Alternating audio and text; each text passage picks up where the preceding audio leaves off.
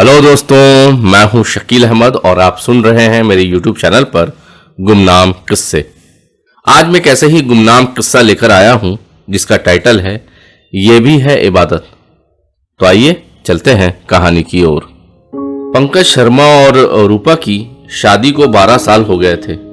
जाहिरी तौर पर सब कुछ ठीक ही मालूम पड़ता था। उन दोनों के 2 प्यारे प्यारे बच्चे भी थे। बेटा ऋषि 10 साल का और बेटी उमा 8 साल की थी। पंकज एक मल्टीनेशनल कंपनी में काम करता था और रूपा हाउसवाइफ थी। ऐसा नहीं था कि रूपा को इसके काम के बारे में कुछ नहीं पता था, बल्कि वो खुद शुरुआती दौर में पंकज के काम में मदद भी किया करती थी। पंकज और रूपा की मुलाकात भी एक कंपनी में ही हुई थी। दोनों दोस्त बने, फिर शादी के बंधन में बंध गए। शादी के बाद रूपा ने काम छोड़ दिया और पूरे तरीके से बच्चों की परवरिश में लग गई। रूपा के जॉब छोड़ने में उसकी खुद की मर्जी शामिल थी, ना कि पंकज का फैसला था। ये बात कभी सामने नहीं आई।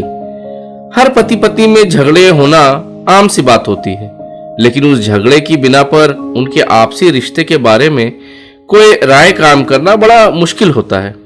एक सुबह पंकज नाश्ता करने के दौरान बार बार अपना मोबाइल चेक कर रहा था। उसी दौरान रूपा किचन से बाहर निकलती है और कहती है, ऋषि के स्कूल से फ़ोन आया था, उसकी बस ख़राब हो गई है, इसलिए हम लोगों को ही उसे ड्रॉप करना होगा। रूपा ने प्लेट डाइनिंग टेबल पर रखते हुए कहा, तुम ऑफिस जाते वक्त ऋषि को स्कूल ड्रॉप करते हुए जाना। मेरे लिए पॉसिबल नहीं है, मुझे आज जल्दी ऑफिस जाना, मेरा एक इम्पोर्टेंट मीटिंग है। तुम्हारा तो हमेशा ही मीटिंग रहता है, एक दिन अपने सीनियर को बोलकर लेट से नहीं जा सकते। अगर ऋषि को मुझे ही छोड़ना था तो मुझे पहले क्यों नहीं कहा? मैं ऑफिस के लिए थोड़ा पहले निकल जाता। हाँ, मुझे सपना आया था ना कि उसका बस आज ही के दिन खराब हो जाएगा और मुझे तुम्हें एक दिन पहले बता देना चाहिए। देखो, मैं ऐसे ही बहुत टेंस हूँ, तुम्हारा ये बकवास सुनने का वक्त नहीं है मेरे पास। कुछ नहीं समझ में आता तो आज ऋषि को स्कूल भेजने की जरूरत नहीं है। पंकज ने अपने मोबाइल को चेक करते हुए कहा, तुम्हें ये सबसे क्या? ठीक है, तुम अपना ऑफिस का इंपॉर्टेंट काम संभालो, तुम्हें घर के बारे में सोचने की कोई जरूरत नहीं है।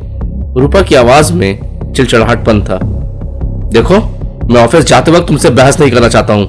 अगर तुम्हारी सोच यही है तो मुझे कुछ नहीं कहना। और पंकज ने अपना ऑफिस का बैग उठाया, गाड़ी की चाबी ली और रूपा की तरफ बिना देखे ऑफिस निकल गया।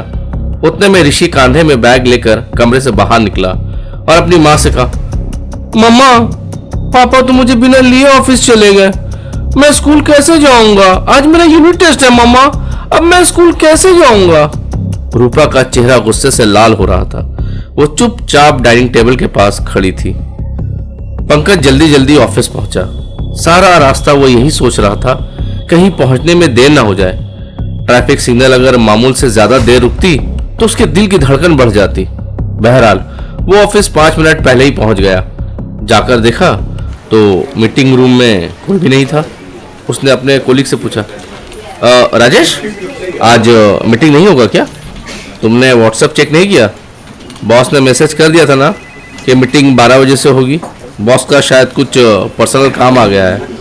राजेश ने अपने कंप्यूटर स्क्रीन से नज़र हटाते हुए कहा, शिट, मैं इस मीटिंग के लिए भागा भागा आ रहा हूँ और अब क्या बोलूँ? पंकज ने चिढ़ते हुए कहा, क्या बात है, तो कुछ अपसेट लग रहा है? छोड़ यार, अपनी किस्मत ही ऐसी है, पंकज ने मुंह बनाते हुए कहा। कुछ देर बाद राजेश ने पंकज से कहा, चल थोड़ा सुट्टा मार के आते हैं।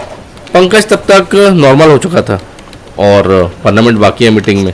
छोड़ना, मीटिंग के बाद चलते हैं, मैं ऐसे ही बहुत टेंस हूँ। अरे मेरे भाई, सुट्टा मारने को कह रहा हूँ, लंच करने को थोड़ी ना, बस 5 मिनट लगेगा, चलना। पंकज और राजेश दोनों ऑफिस के नीचे सिगरेट पी रहे थे। राजेश ने पंकज की तरफ देखते हुए कहा, क्या बात है, तू आज बहुत परेशान लग रहा था? कुछ नहीं यार, ये सब तो चलता रहता है।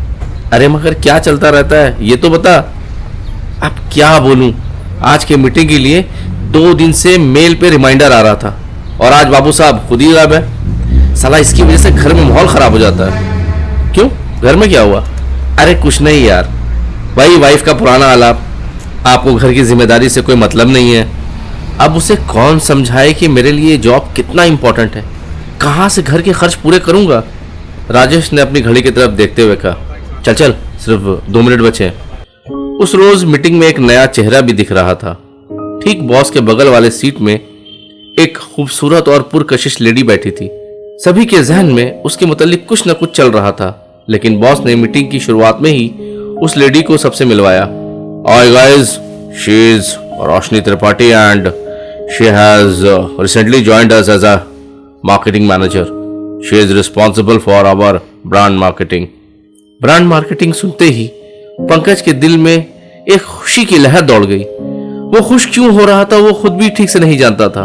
शायद इतनी खूबसूरत लेडी उसकी टीम में ही ज्वाइन की है। बॉस ने रोशनी को पंकज का बडी बना दिया और कहा, Pankaj, let me tell you that she is a dynamic lady and now it's your responsibility to train and groom her in this subject. Okay sir, right sir. ये दो ही वर्ड्स हैं जो हर बॉस को अच्छे लगते हैं। मीटिंग खत्म होने के बाद वो मेरे क्यूबिकल में आई और कहा, Pankaj ji, sir was talking very high about you. I want to learn everything from you. Pankaj को यह बात सुनकर कुछ अजीब सा लगा। बॉस ने तो उससे कभी सीधे मुंह बात ही नहीं की थी, फिर उसके बारे में ऐसा क्यों कहेंगे। पंकज समझ गया कि रोशनी अपने तरफ से उसकी बड़ाई कर रही थी। पहली बात तो ये कि आप मुझे पंकज जी नहीं कहेंगी, सिर्फ पंकज कहेंगी। पंकज ने मुस्कुराते हुए कहा, ओके। और दूसरी बात? दूसरी बात? क्या दूसरी बात? आप ही ने तो शुरू किया था कि पहली बात। ओह! और दोनों हंसने लगे। ये हंसी की आवाज सुनकर बाकी कोलिग्स के सीने पर सांप लौटने लगा। इतनी खूबसूरत लड़की को बॉस ने पंकज का बडी जो बना दिया था। पंकज घर पहुंचा तो दोनों बच्चे सैंडविच खा रहे थे। उसे कुछ अजीब सा लगा। अरे, रात के 8:30 बजे तुम सभी सैंडविच खा रहे हो? तुम लोग डिनर कब करोगे? ये लोग डिनर ही कर रहे हैं, रूपा ने सपाट अंदाज में कहा। क्यों? सैंडविच क्यों? खाना क्यों नहीं बनाया? खाना कौन बनाएगा? मेरा भूत? ऋषि को स्कूल छोड़ूं मैं, उसे लाऊं भी मैं? काम वाली के सहारे सब कुछ नहीं हो सकता। पंकज जानता था कि उसका बोलना सिवाय झगड़े के और कुछ नहीं होगा। उसने अपने बेटे की तरफ देखते हुए कहा, ऋषि, आज का यूनिट टेस्ट कैसा रहा? इससे पहले ऋषि कुछ कहता, रूपा ने पंकज की बात को काटते हुए कहा, ये अच्छा है। सुबह तो यूनिट टेस्ट छोड़ने की बात कर रहे थे और अभी? पंकज इससे पहले कुछ बोलता, रूपा ने कहा, हॉट पॉट पर सैंडविच रखा है, अगर बाहर से नहीं खा करके आए हो तो खा लेना। पंकज ने उमा को गोद में बैठा कर कहा, तुम स्कूल गई थी आज? हाँ पापा। Very good. उमा को पापा से क्या चाहिए? पंकज ने उमा के सर पर हाथ फेरते हुए कहा। रूपा ने पंकज की तरफ देखते हुए कहा, चलो उमा, अभी सोने चलो, कल स्कूल भी जाना है। ये सब बातें संडे कर लेना। पंकज का खून फिर से खौलने लगा, लेकिन वो खामोश रहा। रूपा दोनों बच्चों को लेकर कमरे में चली गई। पंकज गुस्से में सारी रात कुछ नहीं खाया। सवेरे ऑफिस ऐसे ही बिना खाए निकलने लगा तो रूपा ने कहा, तुमने नाश्ता नहीं किया? ऐसे ही, मुझे भूख नहीं।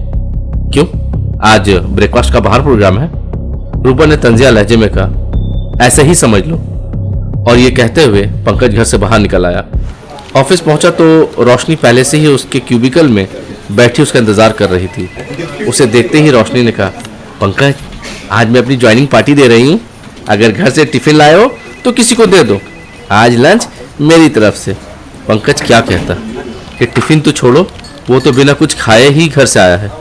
पंकज और रोशनी अब ज्यादातर ऑफिस में साथ साथ दिखाई देते, एक साथ लंच करते। कभी कभी तो उन दोनों को कॉफी हाउस और रेस्टोरेंट में भी देखा जाने लगा। बॉस ने तो रोशनी को सिर्फ पंकज का बडी बनाया था, लेकिन इन दोनों का रिश्ता बडी के हद तक महदूद नहीं था। ये दोनों बहुत ही अच्छे दोस्त बन गए थे, या फिर ये कहना ज़्यादा मुनासिब होगा कि एक दूसरे को पसंद करने लगे। लेकिन इन दोनों ने कभी एक दूसरे को प्रपोज नहीं किया था। अब इन दोनों की कुर्बत बाकी कोलिग्स को भी गिरा गुजरने लगी थी। एक दिन पंकज रोशनी का डीपी प्रोफाइल मोबाइल में देख रहा था कि अचानक राजेश पीछे खड़ा हो गया। अच्छा बेटा, तो बात यहाँ तक पहुँच गई है। पंकज बिल्कुल छटपटा गया। अरे नहीं, वो मैं बस ऐसे ही। नहीं नहीं, मैं समझ सकता हूँ भैया, वजह इतनी खूबसूरत हो तो। नहीं यार, ऐसी कोई बात नहीं है, तू गलत समझ रहा है मुझे। मैं बिल्कुल सही समझ रहा हूँ, लेकिन दोस्त होने के नाते एक बात कहना चाहूँगा, तू जो कर रहा है ना, गलत है। क्या गलत है?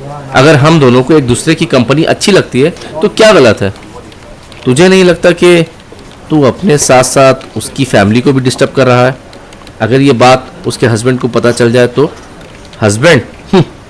अगर उसके हस्बैंड को जिम्मेदारी समझ में आती ना तो वो अपने बीवी और बच्चे को ऐसे छोड़कर नहीं जाता।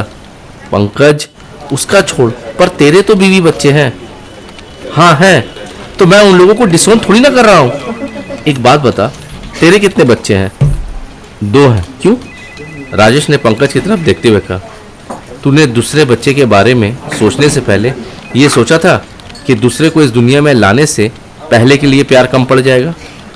पंकज ने अपने हिसाब से ये बात साबित कर दी कि वो अब भी अपने परिवार को उतना ही प्यार करता है और किसी और शख्स के आने से उन लोगों के लिए पंकज के दिल में प्यार कभी कम नहीं होगा। भाई, दोस्त के नाते जितना समझाना था समझा दिया, बाकी तू जाने और तेरा काम। और हाँ, एक बात, रोशनी बॉस की रिलेटिव है। रिलेटिव है? क्या मतलब? रोशनी बॉस की भगनी है। ये सुनकर पंकज की आंखों में एक चमक सी आ गई। पहले तो उसे हर वक्त जॉब के जाने का डर लगा रहता था। रोशनी बॉस की भगनी है? तब तो अगर कुछ ऊंच नीच हुआ भी तो वो संभाल ही लेगी। पंकज समझ गया कि रोशनी इतनी बेबाकी से इस कंपनी में कैसे काम कर पा रही थी। रोशनी का उससे रिश्ता जुड़ना मतलब बॉस से भी रिश्ता जुड़ना। रोशनी को पंकज पसंद तो करता था, लेकिन इस रिश्ते को नाम देने से डरता था। लेकिन ये जानने के बाद उसे वजह मिल ही गई थी। इत्तेफाक से उसी वक्त रोशनी वहां आ जाती है। रोशनी पंकज से क्या कहती है और पंकज का रद्द-ए-अमल क्या होता है, उसे जानने के लिए इस कहानी का दूसरा भाग सुनना ना भूलें। अब तक की कहानी सुनने के लिए बहुत बहुत शुक्रिया।